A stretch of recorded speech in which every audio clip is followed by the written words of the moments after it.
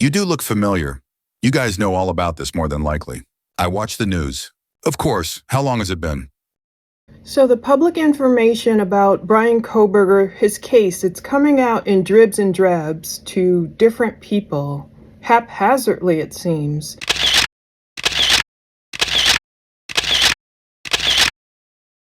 So I'm using my imagination and creating renditions of what we might see. I must have filled out, I can't tell you how many public records requests. I'm sure Moscow PD has been inundated, probably thousands, but I'm using what we have to take this journey. Let's take a journey to figure out how a little overweight, cherub-cheeked little boy in Pennsylvania turned into this vicious killer. And Bryan Kohberger has a tell. He does. He clenches his jaw, perhaps when he's stressed out or angry. I believe beautiful Olivia Gonzalez, Kaylee's sister, her perfectly intelligent takedown of Bryan Kohberger. How does it feel to know the only thing you failed more miserably at than being a murderer is trying to be a rapper? It was verbal, it was on point, it was detailed. You could tell she knew this case in and out, and she even helped police with a lot of discoveries, like the grub truck video and so many others. That was a moment that reflected Bryan Kohberger's jaw clenching. They said during his sentencing he was doing something with his lips. Well, I recognized it before as him clenching. Enter not guilty pleas on each charge. Counts 1, 2, 3, 4, and 5. Now at this juncture, the state has 60 days to give notice of intention to seek the death penalty. And Mr. Kohberger has a constitutional and statutory right to a speedy trial. So let's start with you, Ms. Taylor. And I kind of know, I grind my teeth. But I've heard many people say Bryan Kohberger has no emotions, he's cold. But I've been pouring through 315 documents released thus far from Moscow PD. I think I've made it through every single one of them. And I'm reading, almost done, with the Idaho 4 book by James Patterson and Vicki Ward. I have even dug through PACER court records reflecting Bryan Kohberger's parents' 2 bankruptcies. There are 2 bankruptcy filings, and I feel differently. I've learned so much about what may have turned him into the mass murderer that he became. I can see a clear path, even though we're missing a lot of the plot points. Instead of not feeling anything, being devoid of emotions and feelings, I think Bryan Kohberger felt too much. Way too much. And he did the totally wrong thing with those feelings. So I've compiled tons of research into this video portion coming up. I swear it feels like it took me all week to create it. So Bryan was a bullied, overweight kid. Rumors claim that Bryan, the bullied kid, turned into Bryan, the bully. There's all sorts of rumors and, of course, comments on TikTok and on Reddit and everything. I take the totality of everything and try and see what we can verify, what might make sense. Allegedly, Bryan was bullied by this group of people or whomever, kids, in Pennsylvania. And this is not a Bryan sob story. This is me trying to understand what created a killer and maybe what can prevent creating the next killer. Supposedly all this bullying caused Bryan to skip classes and go sit in the office to avoid his bullies. And the hurt feelings he experienced turned him into a bully, allegedly pushing some severely autistic kid into lockers, which earned him another beatdown and supposedly a 3-day suspension. His parents probably went through so much with him. All the bad behavior foisted on him as this so-called fat kid, he turned it around and used it to pour out his wrath on others. If true, if he pushed some autistic kid into lockers, Bryan preyed upon those weaker than him. Anger he would hold on to over the years to enact his rage against the weaker sex. So he felt things all right, and Bryan had certain expectations in his head. He probably thought, okay, all this weight is the problem. Once he lost over 100 pounds, and you'll see how his dad really tried to help him out, taking him to this boxing gym with this owner, Jesse, trying to help him. And Bryan started changing his diet, eating better, lost over 100 pounds. So he thought, oh, I'm hot stuff now once I lose all this weight. He expected people to bow down to him. And when all that weight loss didn't bring him all the chicks and everything he wanted, wait till you hear the part where Vicky Ward claims Bryan was still a virgin. I was like, how did she know this? Who did she talk to? But when the weight loss didn't help him, apparently it made him even angrier. But don't let that blank poker face fool you. I think that man feels a lot. I think he felt a lot of evil. I think he started learning about all these different killers, especially Elliot Rodger, and perhaps inspired also, of course, by Ted Bundy. And maybe Bryan chose his persona when everything started falling down once again. So we're going to travel all the way from Pennsylvania, his childhood days, college days, getting his bachelor's, getting his master's, going to that crime scene house at DeSales, finding his niche, finding out where he thrived, even if he was still striking out with the ladies back in Pennsylvania. We'll traverse all the way to Washington State where everything fell apart for Bryan. And unfortunately, his victims paid the ultimate price. Now, Bryan's misogynistic mannerisms, maybe they can fly a little bit more in the Midwest, especially in smaller towns. Things are a little bit different. Even though still Bryan struck out there too, in Effort, Pennsylvania, and around DeSales, going to the local bar, trying to pick up women. But those misogynistic ways definitely weren't going to fly out in the Pacific Northwest. So pay special attention to the part when I get to November 2022, before the slaughters, right before the murders, how everything counted down to November 13th. Bryan was losing his all-encompassing TA job. That's how he paid to be out there. Those are the benefits he had. That's how he could afford to be out there. And in his mind, it was those Stacys and the Beckys who didn't belong in that higher education class. They were at fault. And even though Bryan told one guy out there, Ben Roberts, I can walk into a room and get any woman I want. Obviously, that wasn't the case. There was his office mate and a woman who lived right by him, Na-Young Ko. I guess Dateline has really tried to talk to her. She is not talking to anybody. I don't blame her. She lived near Bryan. She worked with Bryan. She asked him to install security cameras. Once she saw stuff just moving around, you live alone and you see stuff moved around and you're like, I know I didn't move that. It freaked her out like it would anyone. Later coming to the realization that, whoa, it could be Bryan. He's always talking about how great he is with computers. That's why she asked him, help me. Then she realizes she's watching her cameras on her phone and she's like, wait a minute, the only other person who has a password is Bryan. He could be watching too. According to the Idaho 4 book, Na-Young Ko refused Bryan's coffee date. He asked her out for coffee, and she said Bryan seemed mad or angry. She noticed something was really off with him before the murders. Now, even though Howard Blum kind of had a different recollection, I guess, maybe making it seem as if Na-Young was kind of interested in Bryan, maybe she was just being friendly. Some people just misread things. That lets you know all the conflicting information in this case. Conflicting information is reality. That's why I like to use so many different sources. I think even some of these police reports conflict with each other because that's real life. You should read some of the crazy tips and calls they got. One guy was claiming, I came out, I drove with my nephew, he was about to die. I saw Bryan and his dad twice.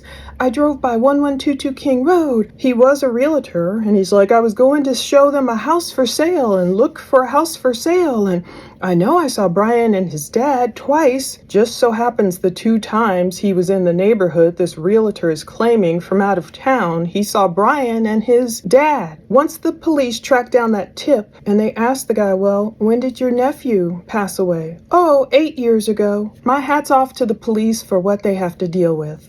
So many wayward tips, so much craziness. So maybe Bryan couldn't have any woman he wanted, like he bragged about. Back in Pennsylvania, Bryan dubbed it Broke Bachelor Mountain. And now that he traveled west, things seem like they were going just as badly. It looks like he struck out with Nayoung too. And he was striking out in his job, and he blamed the women, the female students. Now this is the crux of this video. This part in the Idaho 4 book, it stuck with me. Bryan Kohberger, he desired to meet his critics head on. Oh my goodness, once Bryan figured out women, students, were getting angry with him, as they should. I mean, he's just being nitpicky and I guess complaining about their work and grading the women more harshly than he did the men. One of his higher-ups, when he was confronted, they gave him several chances. One of his cohorts thought he heard Bryan say, they deserve what they get. And basically, they don't belong in the classroom. So Bryan was talking about all the women who had complained to the higher-ups at Washington State University about him. His anger is going to be on full display the way it's described in the Idaho 4 book, when that confrontation happened, when Bryan was listening but not hearing. He didn't want to hear about being more gracious or more polite, or he just thought it was politically incorrect BS. In his mind, he was right. The women didn't belong there, and now that everything was falling apart, it seems he wasn't going to change, at least not for the better. He wasn't going to take any improvement plans to heart. He was going to enact a day of retribution that will live on in infamy. So it's obvious that Bryan had a nearly 3 decades full cauldron of feelings welling up. Stuff he experienced in Pennsylvania, we don't know yet. I believe we eventually will. No more. Like fill in the blanks. It's like a painting or puzzle with edges done, and now we'll fill in those little pieces. He had all those feelings. He brought them out to Washington. It's no wonder he still didn't get along with people. If he's creeping them out, if he's telling his one friend, women don't belong in the classroom. They belong at home, taking care of the home. Well, what kind of teacher's assistant is going to have any respect for any well-regarded female professor, one of his students? I mean, how did he feel about Catherine Ramsland? Did he feel differently about her, I wonder, because she was older? And she was very accomplished. So did he not believe she belonged in that position? This is the dichotomy. These are the strange things that go on when you just study so much about a case. But he did the worst thing he could do with those feelings. He blamed all his problems on one particular group of people. And perhaps he only saw one outcome. Maybe he only saw himself going to Washington, being successful, getting to the top of his game, using it to lord over everyone, his so-called intelligence. Maybe he was still trying to find a way to get back at the bullies that bullied him when he was a boy. Maybe the little boy never dealt with the hurt, never went through any kind of grief recovery, never got any serious therapy or help. Whenever I see someone blaming all their problems on one group of people, I know their heart isn't right. They're not healed. You know, I see comments about, oh, the usual suspects or the 13%, causing all these problems. And it's just sad to me. Any kind of ism, be it racism, sexism, ageism, whatever ism, it's from the pit of hell. It's not of God. And that's where Bryan gleaned his advice. That's where he found his retribution. Do you think he regrets it now? So Bryan hated women.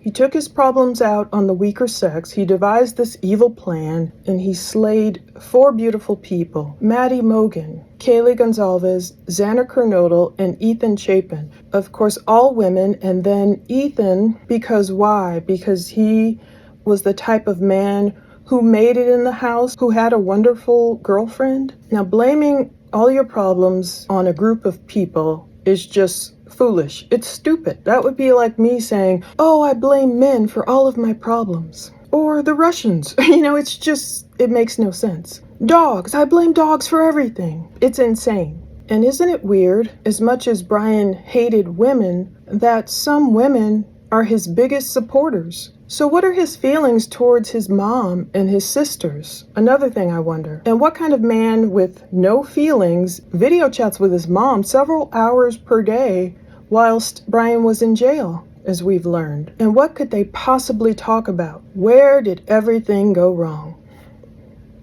That's one aspect we are going to explore in this deep dive look at the confessed killer as we wait for law enforcement officials to release even more case data from the state of Idaho versus Bryan Christopher Kohberger, non-sealed case documents, body-worn camera videos, and more information should be hitting my inbox at some point. For now, we'll go all the way back and do a case study on Bryan, beginning when he was a mere 1-year-old boy with his parents filing bankruptcy. Next, we'll travel all the way through his troubled younger years as a bullied, overweight boy whose dad took him to a boxing gym to help him. From rehab stints to multiple breaking and entering thefts around his neighborhood that neighbors would blame on Bryan, the teenager was no stranger to forcing his way into homes and taking what he wanted to support his heroin habit, even a $25,000 coin collection from a Navy SEAL. Is that why Bryan felt so comfortable in 2022 as a 28-year-old man in Washington, likely entering the apartment of his WSU colleague Nayung Ko, a woman who worked closely with him, sharing a student office, and even lived right across the hall from him? By the time November 13th rolled around, we will learn why Bryan was so adept at entering homes and apartments, startling residents if they were home or sneaking out if they came home, like one man did, or moving things around, like he did to Nayung, or killing them,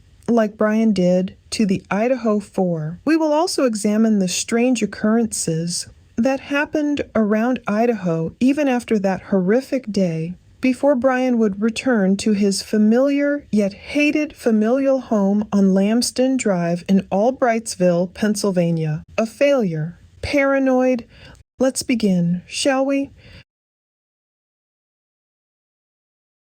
Bryan's younger years. Bankruptcy, visual snow, and leaving the home he loved. When Bryan came into the world on Monday, November 21st, 1994, his parents were likely already feeling the financial strain that a third child can bring. Michael Kohberger Jr. and Mary Ann Kohberger already had 2 girls, Amanda and Melissa Kohberger. Bryan would be their bouncing baby boy. But by the time Bryan was more than a year old, his parents filed for bankruptcy.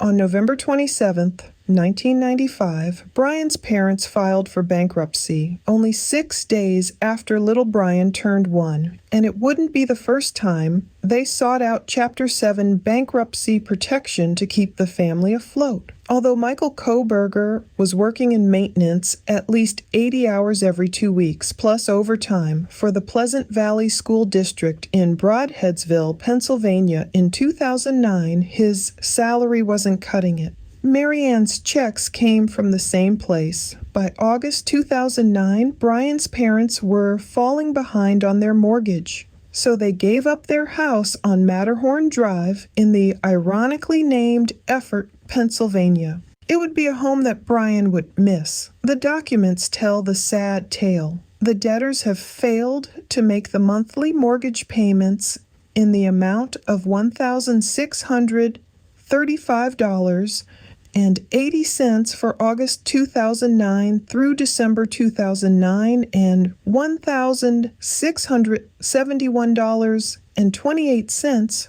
for January 2010, with accrued late fees totaling $389.16. The total amount necessary to reinstate the loan contractually is $10,239.44. Per the filed statement of intention, the debtors are surrendering the mortgaged premises. In the middle of this madness, the 14-year-old Bryan begins having trouble on September 21st, 2009. He would peg this day as the start of his visual snow syndrome condition. Bryan would go on to describe the summer where he was on his personal computer most of the day and drinking a lot of coffee associated with worsening anxiety, and he awoke with visual snow, which became chronic. Meanwhile, the money troubles caused Bryan's parents to file for bankruptcy by January 18th, 2010. By that date, Bryan was 15. But the bankruptcy paperwork shows the dependent son listed as 14 years of age. The parents listed their daughter as 17 years of age. No other dependents are listed, likely because Bryan's oldest sister wasn't a dependent by that point. During this tumultuous time, the Kohberger family surrendered their cozy Matterhorn Drive home and relocated to the infamous one on Lambston Drive in Albrightsville, the one that would be the center of many news reports in the future, the one that the 28-year-old man would retreat to years later, seeking shelter and peace and finding none. As a young teenager, Bryan didn't like this new house. Perhaps he could sense the trouble brewing inside of him that would bring many law enforcement agents to smash through the front door of this home years later.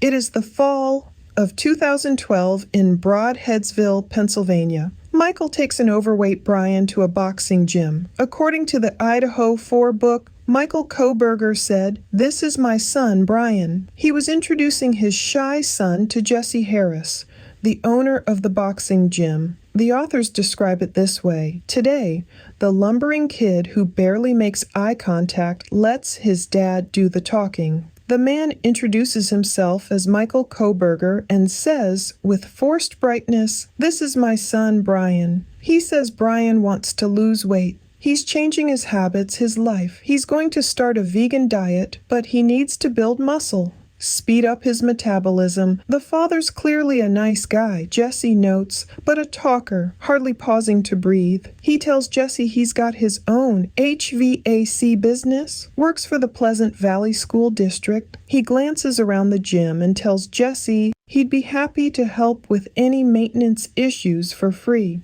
Fix a refrigerator, that sort of thing. Jesse says he can help Bryan, as long as Bryan is prepared to help himself. He tells Bryan, whose eyes stay glued to the floor, that he can use the gym daily for as long as he wants. The other guys in the gym look at the fat kid and roll their eyes. They've given up on him already. He'll never fit in, they are thinking. Jesse wonders if they are right. He too isn't sure about this kid. But the next day, right after school, the kid appears, swinging his backpack off his shoulders. The gym is an easy walking distance of the high school, but his dad drops him off. Jesse's regulars ignore the kid as he gets to work. No one else in the room is anywhere near that size. He must be more than 100 pounds overweight. Jesse shows Bryan the gloves, and they do basic pad work. Jesse stands on one side of a face-size ring hanging from the ceiling, and Bryan stands on the other. Power, power, left, right. Though his bulging eyes can't seem to stop moving, the kid looks focused. His considerable body weight goes into the punch. Jab, jab, 1, 2, and then 1, 2, 3. Jesse can tell that the kid likes the rhythm of punching. They all do, Jesse thinks. That's why boxing is better than therapy. The kid is surprising. He's back the next day. Jesse shows him the power pad. The kid stands on it and pulls the bands up to his sides. If he keeps at it, Jesse tells him he'll be able to pull the bands over his head, and the kid comes back again and again. Every day the dad drops him off, coming in to chat with Jesse if the coach has the time. He mentions that Bryan's had trouble in school. He's been bullied, doesn't like their new house. His friend Jeremy was a bad influence, and they've had to separate them. Jesse notices as the days pass that Bryan is getting leaner and more focused. He spends 2 to 3 hours at a time in the gym. It's almost as if he's got nothing else to do, Jesse thinks. He probably doesn't. Now when the dad comes in, he tells Jesse he's proud of his kid. Jesse tells him he's proud of Bryan too. The kid's no bother, not to Jesse or anyone else. Keeps to himself, works out, then leaves. The regulars start to acknowledge him. Hey, Bryan, he's one of them, for now. Center Valley, Pennsylvania, 2018. Bryan is the ghost who covers his arms. Bryan makes it to college and finds his sweet spot in a crime house, but he doesn't necessarily bond with the people around him. Bryan's new classmates in the psychology program at DeSales University call him the Ghost. There's something spooky about him. Every day he enters class in the same uniform, a wrinkled, black, long-sleeved button-down and a tan leather jacket. He's always carrying his silver laptop and a Starbucks coffee cup. After class, poof, Bryan's back in his car and gone in a cloud of dust. Starting the 45-minute drive along routes 78 and 33 back to Effort for his nighttime security guard job. And any other job he can get. The two IDs, we had long heard rumor that they were of two women, and there were some rumors that were wrong. It's definitely false information that they were identification cards for any of the victims. So that's absolutely wrong if you've heard or read that. What they are, however, Thompson confirmed they were of two women. And one, he said, was actually one of his coworkers from when he worked at the Pleasant Valley School District in Pennsylvania as a part-time security guard. So one of them is actually a female security guard who he worked with. What Thompson told me, and they were in contact with these two women. I don't know who the second one was, but he said that the two women were very surprised and not clear how Kohberger had obtained their IDs. So that's not clear, but that's what those were. So that's new information I think we're putting out into the world right now.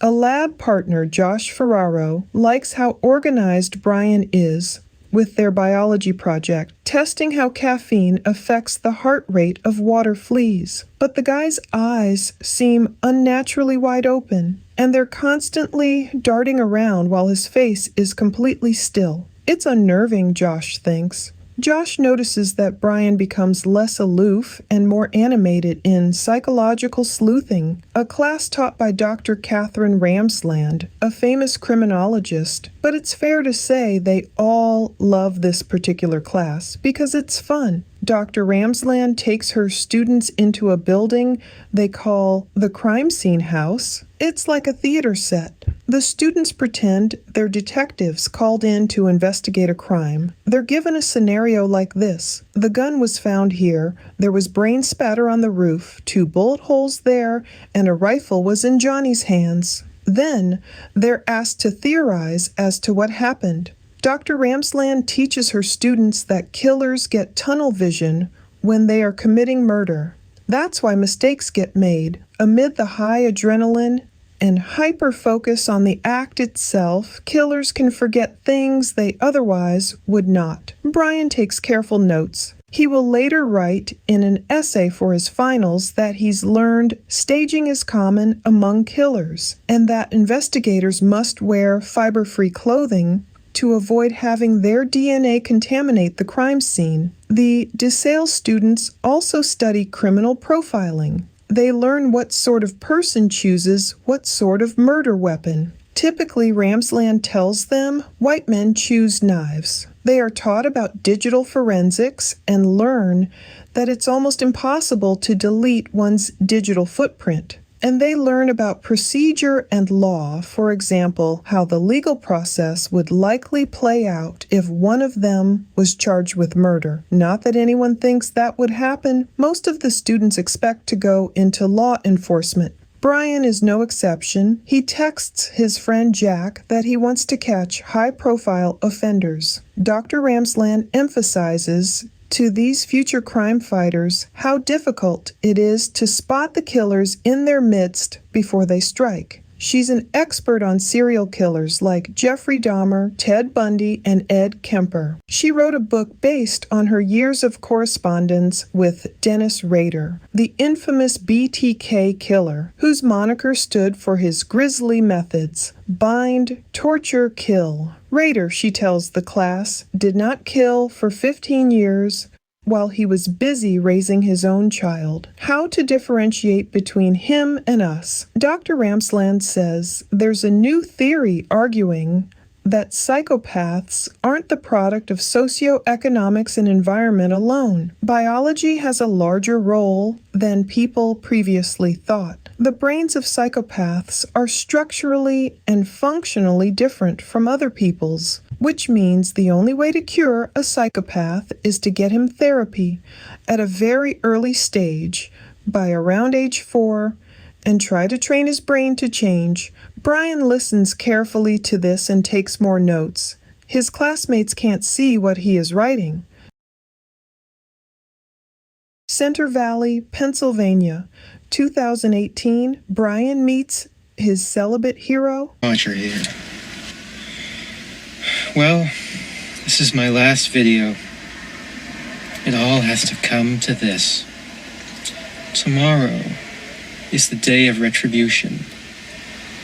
The day in which I will have my revenge against humanity. Sometimes our fascination with true crime cases like the ones we talk about often on this Plunder True Crime channel stems from wanting to learn the judicial process, witness victims get justice, and other noble reasons. However, folks like Bryan may have delved into criminology to find an identity and meet his anti-hero. The Idaho 4-book says, the image on their screens is mesmerizing. A dark-haired, 22-year-old man with movie star looks sits behind the wheel of his black BMW, his head tilted to one side. His face is bathed in the reddish glare of a setting California sun. He talks slowly, thoughtfully to the camera, as if to hypnotize his viewers with his words. Tomorrow, he says, is the day of retribution. You forced me to suffer all my life.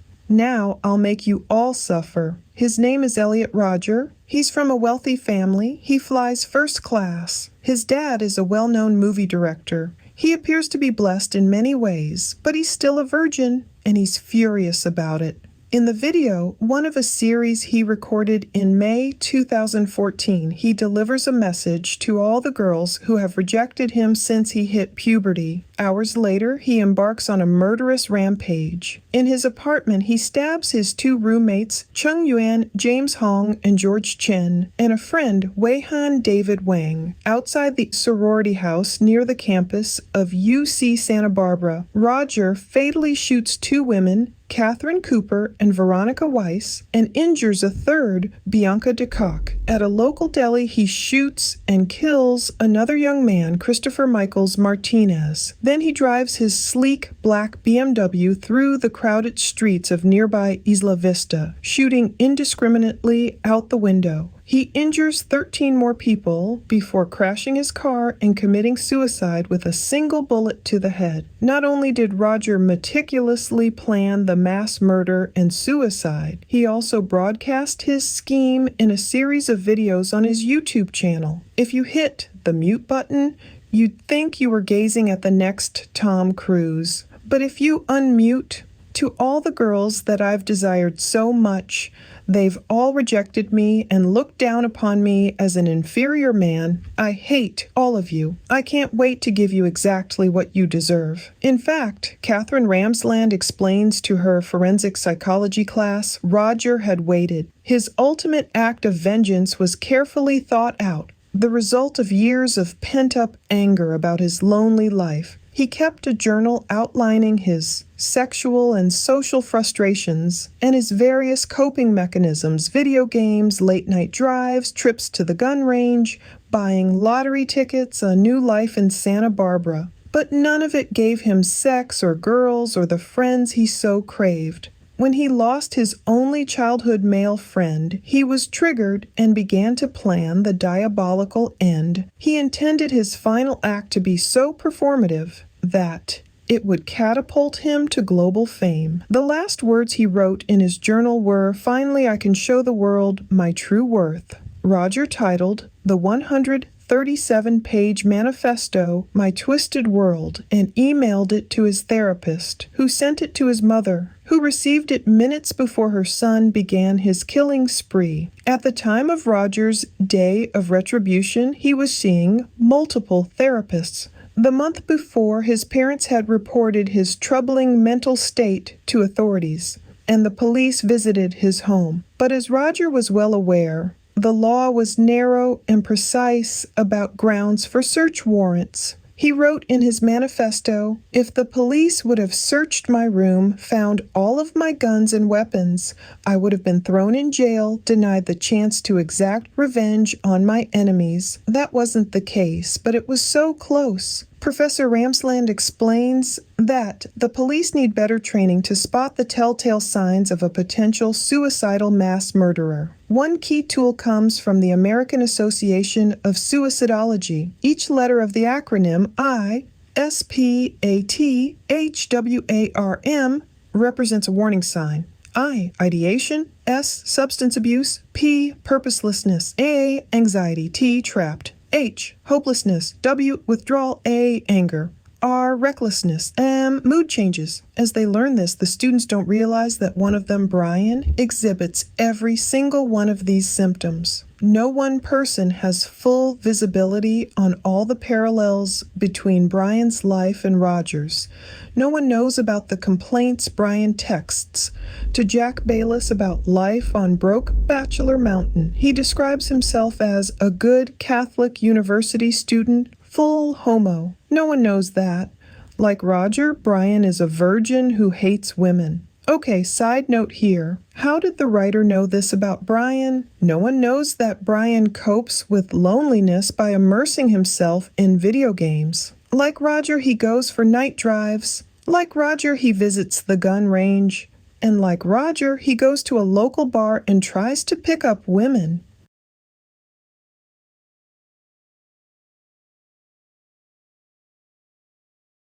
Bethlehem, Pennsylvania, 2019. Bryan can't have any woman he wants. Bryan may think he's a great-looking guy who can get any girl, at least that's what he will tell a classmate a few years later, but all that bravado was likely a cover for his real, raw feelings. Remember back in 2011 when he was still only 16, he wrote, "I feel like an organic sack of meat with no self-worth." He described hugging his family and having no feelings for them. Perhaps his weight loss would be just the golden ticket he needed to get the girls. However, the Idaho 4-tome makes painfully clear how untrue that notion was. Check out this scene. Instead of heading back to Effort on the highway, Bryan takes the scenic route through the Lehigh Valley. 15 minutes after leaving Center Valley, he's parking across the street from the Seven Sirens Brewing Company, which looks more like a vast Manhattan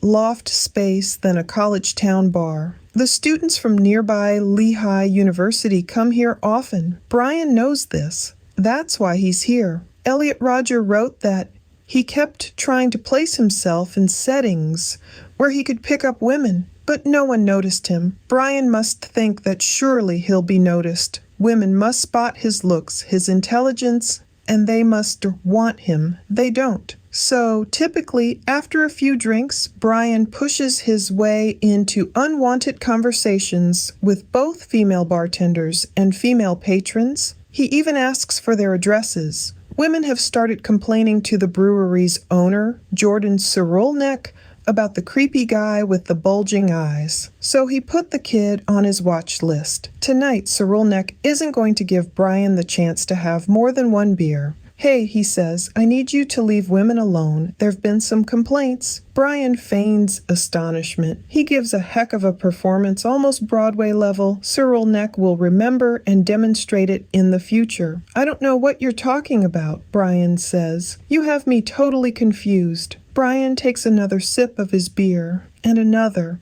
It's like they are playing a game of chicken.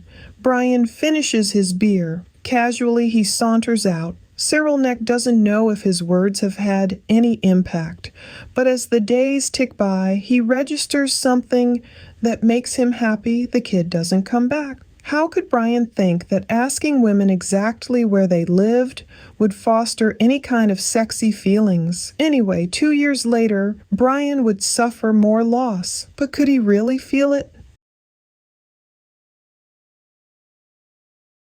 Effort, Pennsylvania, 2021. Bryan's childhood friend is gone. Bryan is immersed in studying for his master's degree. Even though he's been stuck at home, working remotely, thanks to COVID, he's doing so well that one of his professors, Michelle Bolger, wants to recommend him for a PhD in criminal justice at Washington State University. She's only ever recommended one other person. Bryan is feeling elated. But soon after March 16th, his phone pings with the news that Jeremy Sabas is dead. The facts are tragically familiar. Sabas was found upstairs in his bedroom. A lethal dose of fentanyl killed him. Extraordinary what a small pill can do. Earlier, he had been tinkering with a car in the driveway, then drove off in it to go get some oil, he told his mother. Minutes later, he was home and then dead. The local police took his phone and computer, but they never found the dealer. Bryan is away when Jeremy dies. His parents had wanted to keep the news from him until he returned because they knew how hard it would hit. All that's left for Bryan are memories. Memories of Jeremy as high as a kite, making them all walk the yellow brick road, the dotted painted lines on the highway. Jeremy driving his Mazda, Jeremy playing video games, Jeremy working out. The last time Bryan's parents saw Jeremy, he'd been doing well, apparently. The Kohbergers had run into Jeremy and his parents at the Texas Roadhouse, a steakhouse in Stroudsburg. It was a good meeting. Bryan's dad told Jeremy he was proud of him for getting clean. Now Bryan pounds the table with his fist. He doesn't phone Jeremy's parents. He won't even attend the memorial service for Jeremy or contribute to the memorial page online. He knows that the tipping point for Elliot Rodger was the loss of his best friend, James Ellis. "If only he were still my friend," Rodger had written of James. Bryan gets it. If only Jeremy were still alive.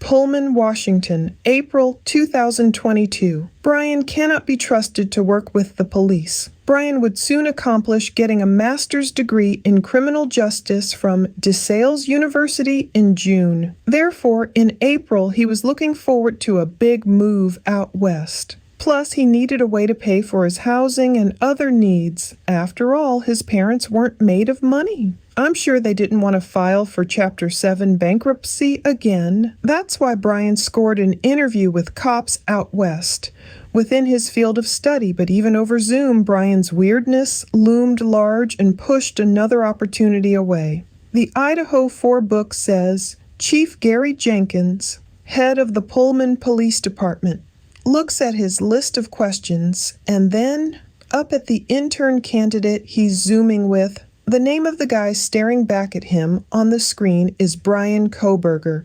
Jenkins has no idea where he's from or where he's situated for their online meeting. He certainly has no idea that just last month Kohberger purchased a K-bar knife, sheath, and sharpener on Amazon for unknown purposes. What Chief Jenkins does know is that Kohberger is an incoming graduate student and teaching assistant in the well-regarded criminology department at Washington State University. WSU, or Wazoo as it's called, is in Pullman, so it's on Jenkins's beat.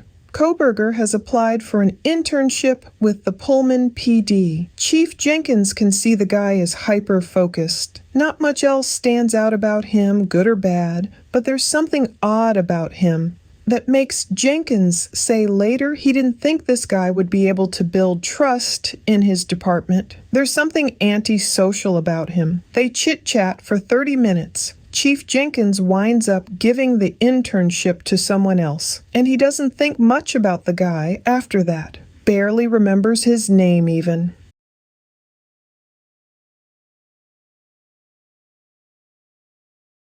Bryan packs up his gear, his new knife included, and gets in his car for the long road trip to the other side of the country. Washington State University is in Pullman, Washington, on the border of Idaho, the Pacific Northwest. Elliot Rodger gave himself one last chance before planning his day of retribution. He moved cities, went from L.A. to Santa Barbara for college. I realized that my miserable, lonely virgin life was going to continue, and my only hope was to give Santa Barbara a try, Rodger wrote. Bryan puts the key in the ignition. One last try. Wow. So did Bryan bring that horrifically long knife across America with him simply for protection? Or was he already writing his sinister main character movie role in his mind? And you've got to feel sorry for his parents. Remember when his mother beamed proudly on Reddit about her 28-year-old son headed off to Washington? And remember when his dad, who drove all the way across the country with Bryan, asked Bryan's neighbor to be friends with his son, since his son had trouble making friends? Oh, my heart feels for them. They tried to and were probably so hopeful that Bryan really could finally make it on his own and create a successful life in the pretty Pacific Northwest. Maybe they imagined an easy, restful life as empty nesters, perhaps enjoying retirement and traveling somewhere exotic. Not ultimately hiding and begging the media for privacy, all because of Bryan's actions. In April 2022, Bryan's mom and dad likely had no idea how off base they were, and that the boy who had given them so much trouble growing up was just getting started in his reign of terror as a masked man. Fast approaching was his own day of retribution.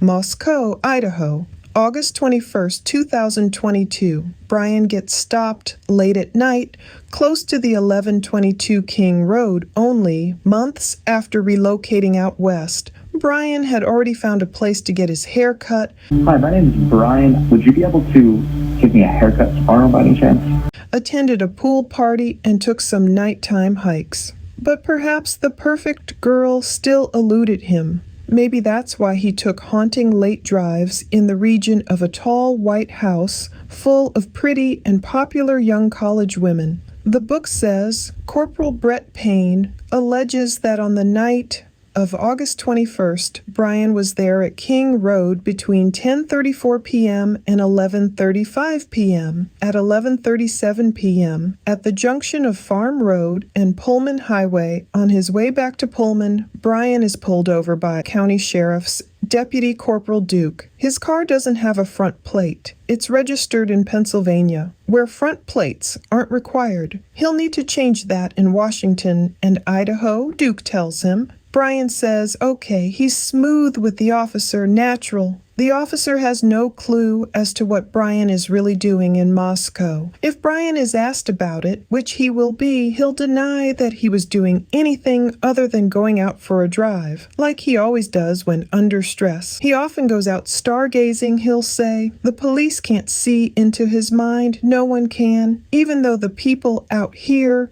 in the Pacific Northwest do try. Boy, do they try. Was Bryan watching Maddie? The book certainly paints a scene as if he was. It's pitch black, but anyone can see Maddie sitting at her vanity as clear as day through the window. She has no idea who is out there in the parking lot looking, but neighbors like Lexi Pattinson see her nightly routine. They know that she always takes her time putting on her face, foundation, then blush, eyeshadow, mascara, or fake lashes. Sometimes she uses a curling iron to style her long blonde hair. Anyone who didn't know Maddie's name would learn it in an instant because the letters spelling it out are in the window. Anyone can see right into her room's pink interior and discover the minutia of her life as a cutesy girl who likes order. Even her quilt is pink. A passerby who stopped and stared would know she has a boyfriend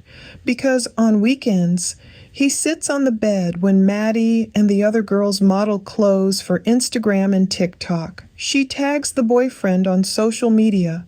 His name is Jake. Recently, the boyfriend brought Maddie cookies and a bouquet of flowers that stands in a vase on her dresser. Her mom, or at least a woman who looks exactly like Maddie, often pops in, and so does an older, graceful-looking woman, Maddie's grandmother, whom she calls Deedle. Anyone can see just from watching that Maddie is close to all these family members. She's even making a little quilt for someone, a baby. Kaylee, one of her friends, often pops in from next door. These two are obviously close. They pore over their phones, comparing social media posts, taking photos and videos of each other. They're so immersed in their phones and their coziness that they never think to look farther than the sanctuary of their yard. They don't see anyone out there staring. Pullman, Washington, September 23rd, 2022.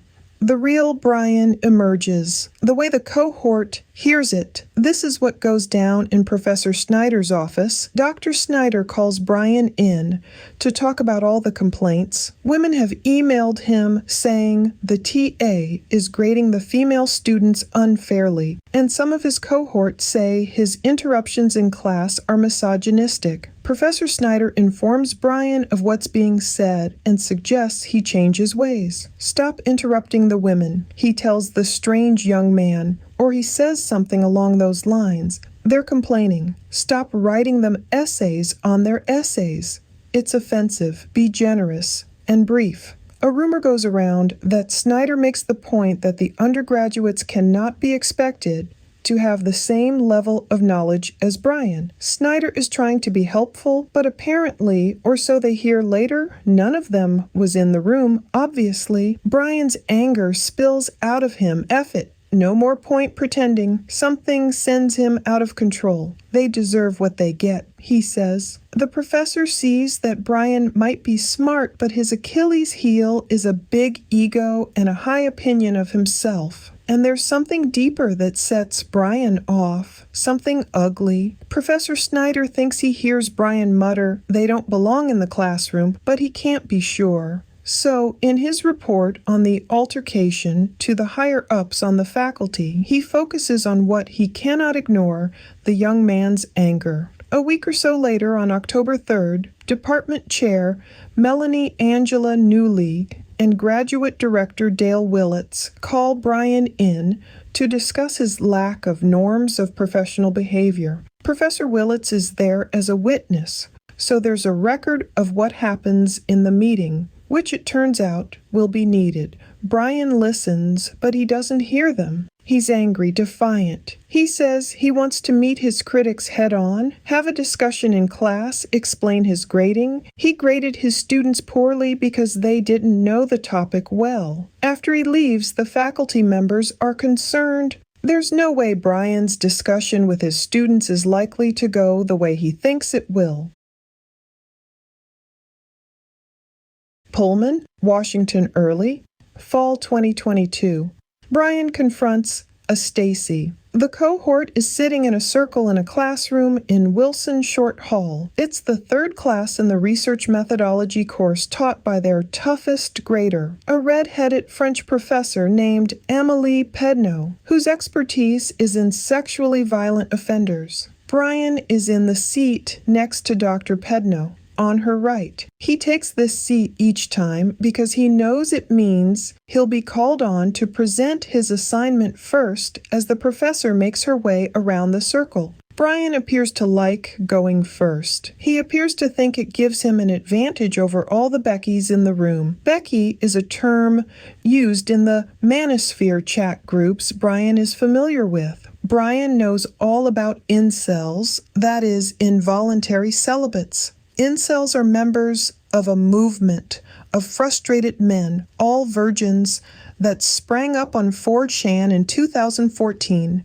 just hours after Elliot Rodger committed mass murder and then suicide, the act that Bryan studied back in Professor Ramsland's class at DeSales. The idea of the movement started in Rodger's honor is that one day the incels will succeed in their beta revolution and overthrow the Beckys, Stacys, and Chads who have managed to make the betas feel so small and rejected. The group is increasingly associated with violence. Bryan looks around the class. These women could all be considered Beckys, defined by incels as feminists who dye their hair, post stupid opinions, and need to be the dominant ones in relationships. By contrast, Stacys are stereotypically nubile, used to male attention, prolific on social media, and date hunky, rich Chads. According to incel lore, Beckys need to be put in their place. After Bryan gives his presentation, the Becky next to him starts hers. He leans in closely, paying attention. As soon as she's done, he begins his offensive.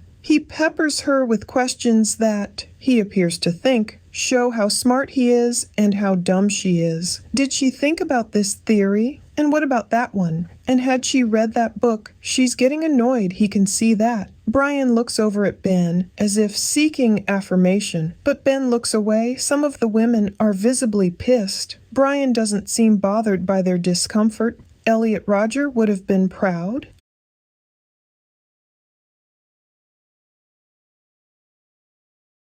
October 2022. Bryan says to Ben Roberts, "I can walk into any social gathering and get any girl I want." Is he really that delusional? Or was he simply trying to manifest something he knew wasn't true?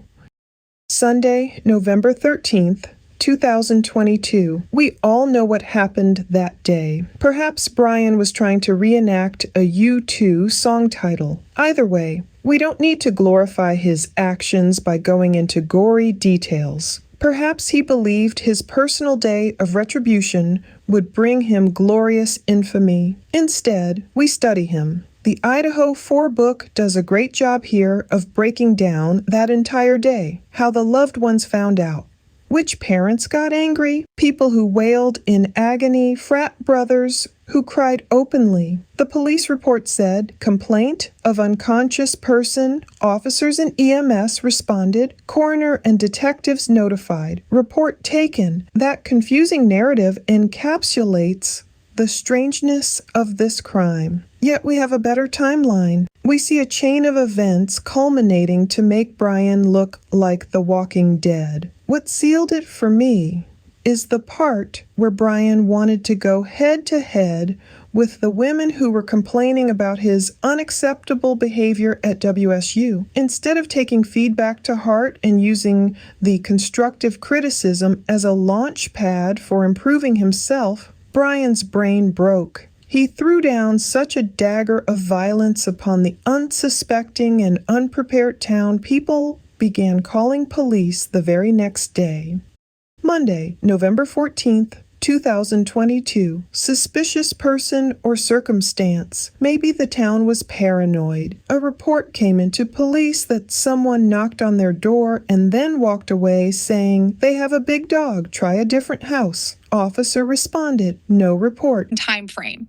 And I was like, wait, yes. So on October 14th at about 1:03 in the morning, I have metal stairs that go up to my apartment. So the metal stairs are actually attached to my apartment. So you can hear footsteps and it shakes the entire apartment. So I heard these footsteps coming up my stairs. And I heard my doorknob, because it was a pretty finicky doorknob, and I actually got a deadbolt added to it right when I first moved in a year prior to this incident happening. I heard my doorknob try and open, and it was locked. And I at first was a little freaked out, but then I realized it's Moscow. Moscow's safe. I've never had an issue or a fright or a feeling that Moscow was unsafe. So my initial reaction was, this is just somebody leaving a party. They're probably intoxicated. It was an accident. They might not know where they're going, or they were just trying to come into my apartment and say hi as an old friend. Then it got me started thinking after the incident happened, what if? It could have been the defendant himself. What if this? So I feel those could have been the three reasons that the defense did subpoena me and want me to testify at trial. As weeks went by with no arrest, speculations ran wild. Papa Roger, who many believe was Bryan, teased folks in the University of Idaho murders case discussion Facebook group with his knowledge. On December 5th, he wrote, "Based on the evidence, this is where I believe Xana was found." On December 8th, he boasted about the Google Trends, data showing the search history for the house by date. "Lots of Thursday activity," he questioned. "What do we think?" I remember clicking on that post soon after he published it and being impressed, not thinking it could actually be the perpetrator trying to relish and relive his crime, but also throw people off his scent trail as well. It's like Bryan was conducting his own little Facebook criminology class. He thought cops were no closer to solving the massacre than before. Little did town residents know that Bryan was already in Indiana by Friday, December 15th, 2022, getting stopped twice by police. When Papa Roger was kicked out the group, he started his own and loaded it with photos, all of them containing Maddie. On December 30th, 2022, Bryan was arrested at that Pennsylvania home he disliked. After years of proclaiming his innocence, Bryan admitted his guilt on July 2nd, 2025, but he didn't tell the world why he did it. There is no manifesto yet.